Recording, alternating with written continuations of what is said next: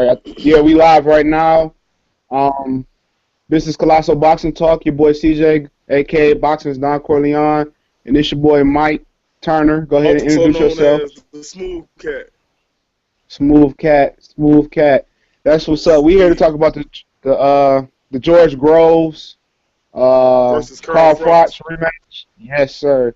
Mike, what's your take on the first fight? Honestly, like I say, don't get me wrong. I feel stoppage could have been a little too early, but I think Groves was on his way out of there anyways. So I don't see what was all the fuss about the stoppage. And that's just my thoughts on it. I don't see Uh, the fuss about it.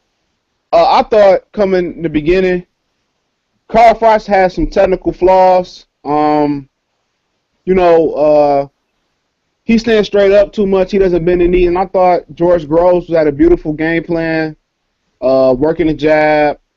Um, he was doubling the jab, tripling the jab, singling the jab to the stomach, coming over the top with the right hand.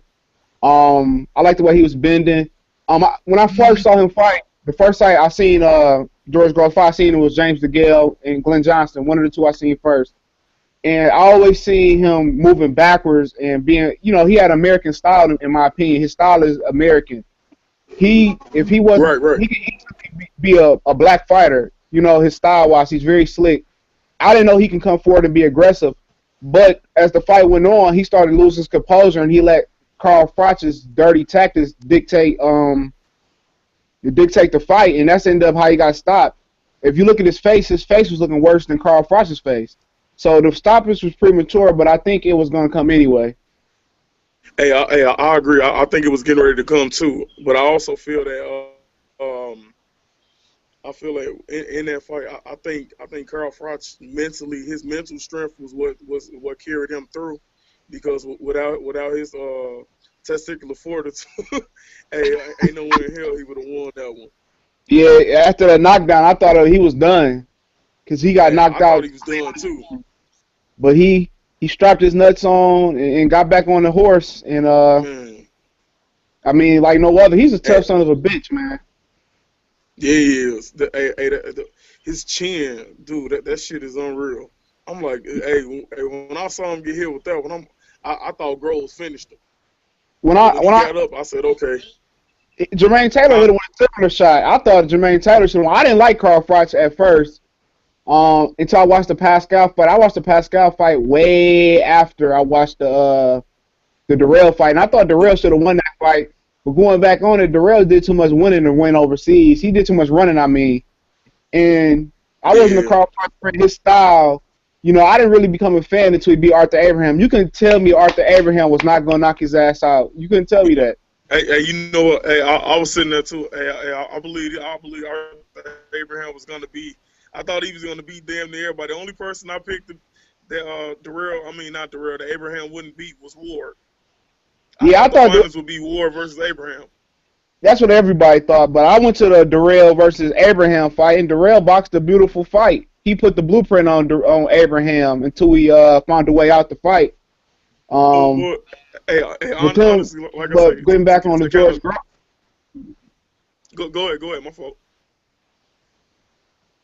Go ahead.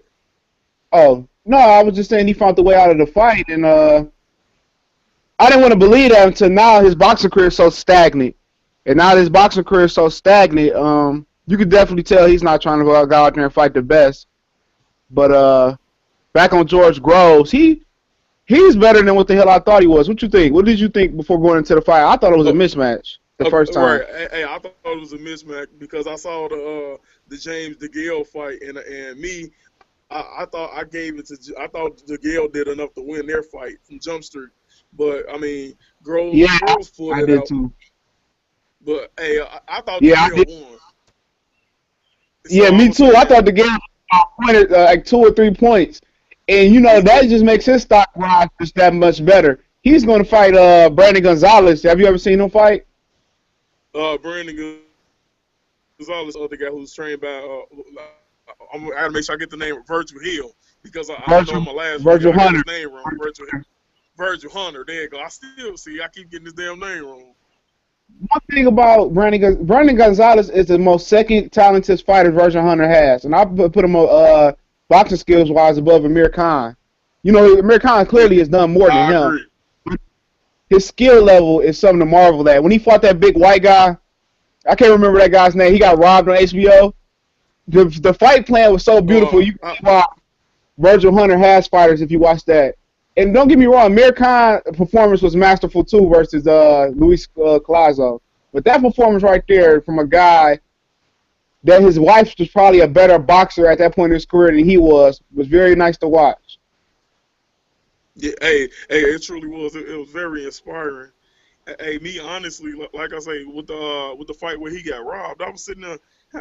Hey, I didn't understand that, but like you say, boxing is full of shit as usual. You got these judges; they don't get in the ring and do shit, but they sit there and they rob you out of a simple win. Then they got the nerve to afterwards that they don't want to be interviewed any damn thing. And then yeah. But coming to that point, HBO did the right thing by putting Gonzalez back on HBO before they put that white boy back on HBO. So they kind of righted their wrong with that. Because it's a tough fight. I picked Gonzalez to win a split decision, but DeGale is a hell of a fighter. It should be him and Badou Jack. Yeah. Badou Jack got knocked the fuck out, didn't he? Now, in this fight, I'm kind of in the air on Gonzalez and DeGale still. But me, I'll say this: I think Gonzalez is the better boxer, but I think DeGale, power-wise and everything else, is clearly above him. Yeah, he's more accomplished. He's definitely more accomplished. If Gonzalez lets him come forward and get off, which I don't think he will do, it'll be a long fight for him. He might even get stopped, but I think he'll show angles.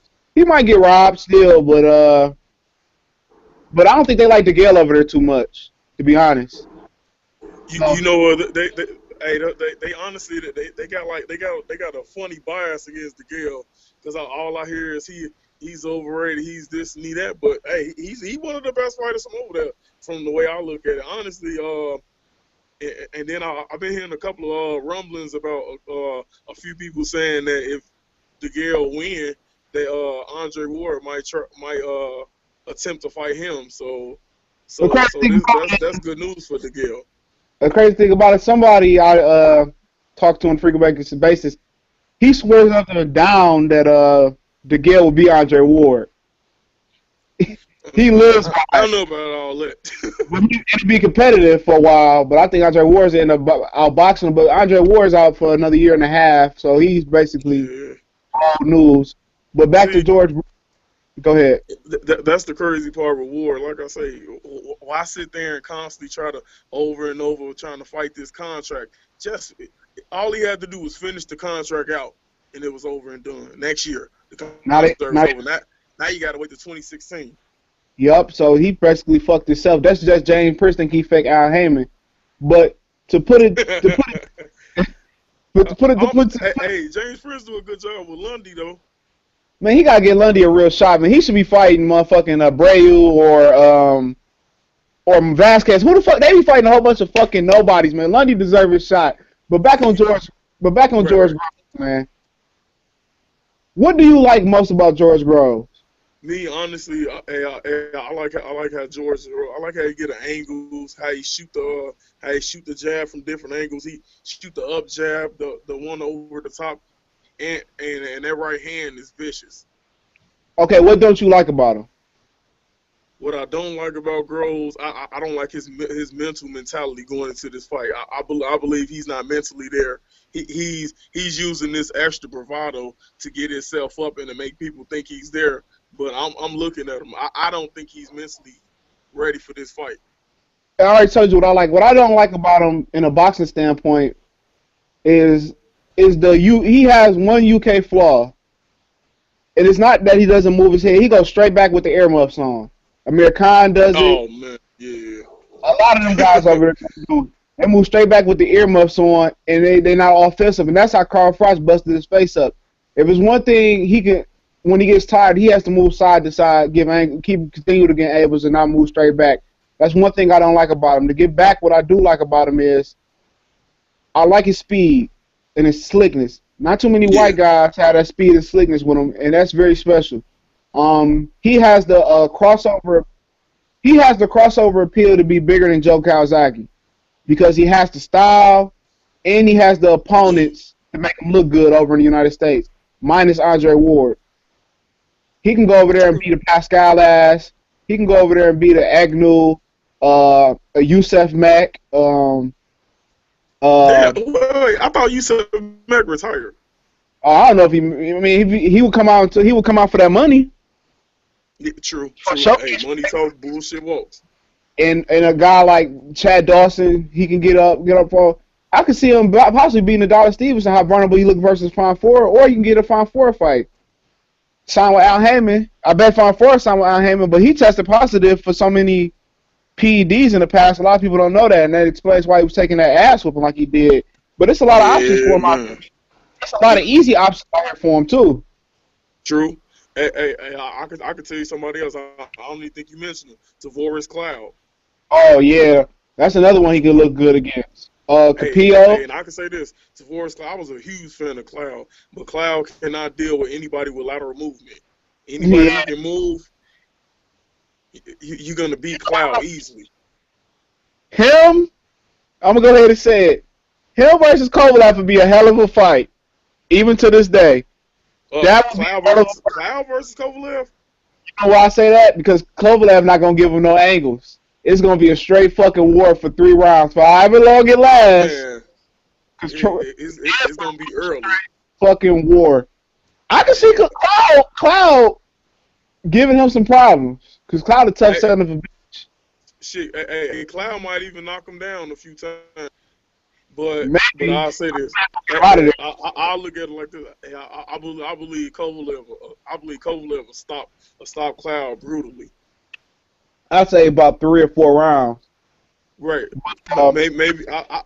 You know what? Hey, I'll be a little nice because Cloud got a hell of a chin, so I'll give him 6, maybe 7 rounds. I think he ended up injuring his shoulder last time versus Bernard Hopkins or whatever, but or whatever he injured his eye. It was more of an injury than him quitting, but yeah.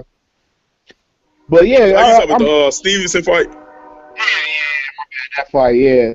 Yeah, Stevenson beat his ass though. I was picking Cloud too. I feel like a dumbass. Hey, you ain't the only one. Hey, I picked this ass too, and I'm like, damn. You I wasn't getting hit with all these.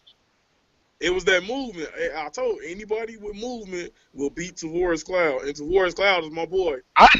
He cannot deal with movement. I didn't know he had movement like that down in Stevenson. I've been out of. Hey, he surprised me because the way he was talking at the press conference, I'm gonna come forward and I'm just gonna knock you out. And then he was giving them angles. Don't get me. I won't say he was running because he wasn't running. He was giving them angles, and he was tearing Tavoris Cloud ass up. I'm gonna give people a perfect explanation of running. Shane Mosley, see if you can finish this versus who was running. Come on, no way. He wants to fight Golovkin too. Oh, damn. What the fuck is his name? You said Shane Mosley versus somebody who was running. Jim Moore. That's a fucking. Remember that fight? Moore ran all over the fucking ring from Shane. Oh, that's running. That draw. That was running. That's the perfect. I ever fucking saw. One of them at least. The worst fall I ever saw was Ishay Smith. Yeah. All day long. Niggas fell asleep on the fucking couch watching that one. That was one of the worst fights I had ever seen. Might take the cake though. Yeah, but wait, what's the other damn fight? Another horribly boring fight. Fucking Nonino Donaire versus what's the guy who he wasn't doing nothing but blocking the whole fight. I can't think of his damn name. He held his hands up like the whole fight. Vasquez, I think it's like Rafredo Vasquez. Was it Rafredo Vasquez? Vasquez? No, not him. Oh, you talking about? Not him. It's another one. Nishinoka. You talking about the Asian cat? The little short guy. Yeah, the Asian cat that just put his not Nishioka. Damn, I don't know who else you talking about. Narvaez. Oh, Narvaez. Narvaez. EZ, I mean. Oh, damn. Yeah, I think I caught that fight. But the Nishioka fight was some bullshit too. After Nishioka, I can't remember the Asian dude. he kept his left hand up, but he opened up eventually. He said, "Fuck it. If I'm gonna go down, I'm gonna go down, I'm gonna go down like the He lineal gonna go champ." down swinging. Yeah, he was He the gonna go lineal down champ. swinging. Yeah, and so let's go ahead and clean end this up. Who you got between Brandon Gonzalez, James DeGill? You got to make a call. In Carl Froch and George Groves. Round. Okay. Uh, you gonna go first, or you want me to go? You go first. All right. Okay, with the Brandon Gonzalez versus James DeGill fight, I got James DeGill winning the fight by split decision in a fight that a lot of people will call controversial. And some will see Gonzalez winning, and some will say DeGill won. And in the Why? main event, Why? huh? Why? How do you see the Because fight playing out? I see it. It'll be like I see DeGale being aggressive and landing shots, but the Gonzalez will be boxing, and when in boxing and evading some of the shots. But the thing will be, DeGale will be so offensively aggressive.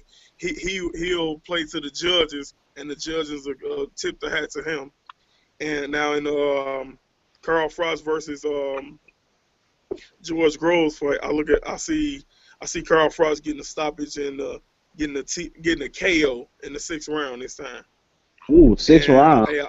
I feel Groves gonna come out early, and he's gonna make some noise early. He might hurt Carl Frost early on, and Carl Frost is gonna reel him in again, like the same way he did the last go round.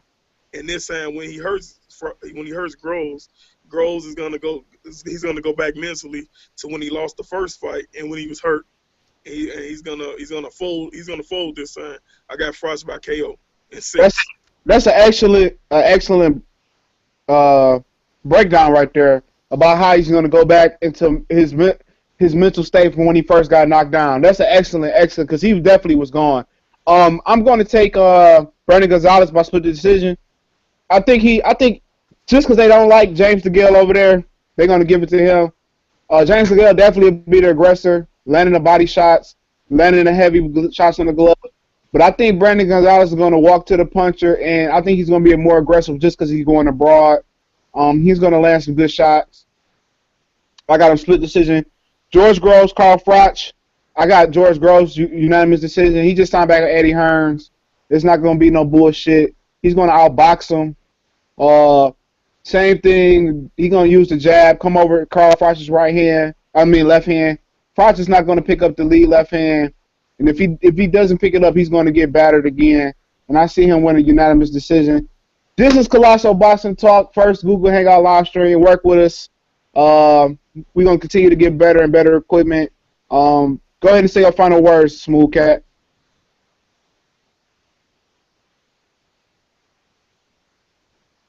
You still there? Well, I guess he's gone. But the final words are: subscribe, like us on Facebook, and continue to join the Colossal Boxing Talk movement. We are gone.